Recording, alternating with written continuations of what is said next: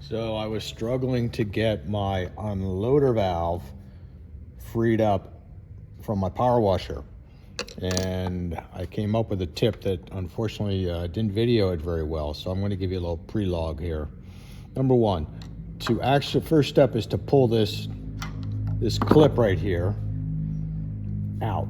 That clip is actually holding the valve in place.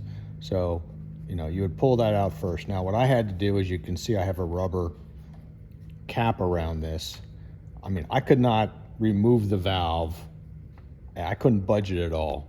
So what I ended up doing was, I'm prying and prying and prying, and eventually I was able to remove this rubber cap. This is what it looks like with the cover off of it. All right, I have a tip for you. I was trying to get my unloader valve out of my power washer, but it was really seized up. I had put all kinds of deep creep, all kinds of stuff in there, and I just could not get it to come out. So here's a trick. There's this outer nut on here that you can take off. I think that's kind of a set screw. And then once you have that off, for mine, this nut was a 17 millimeter. So I take this nut off. I was a little concerned how much the spring would expand, but it's no problem. It wasn't under a lot of tension. Get this all the way off. Pull the spring off.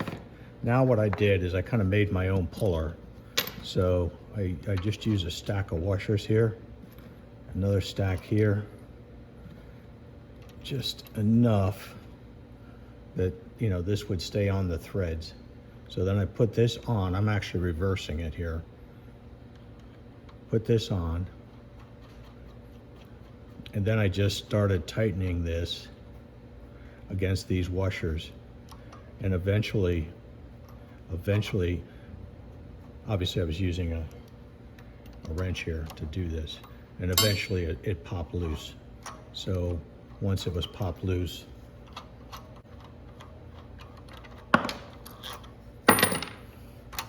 I'm able to get it out. And you can see what the problem is here. I just have a ton of hard water deposits building up inside here. So anyways, I'm going to clean it out, but that was the tip, how to get this unstuck and freed up.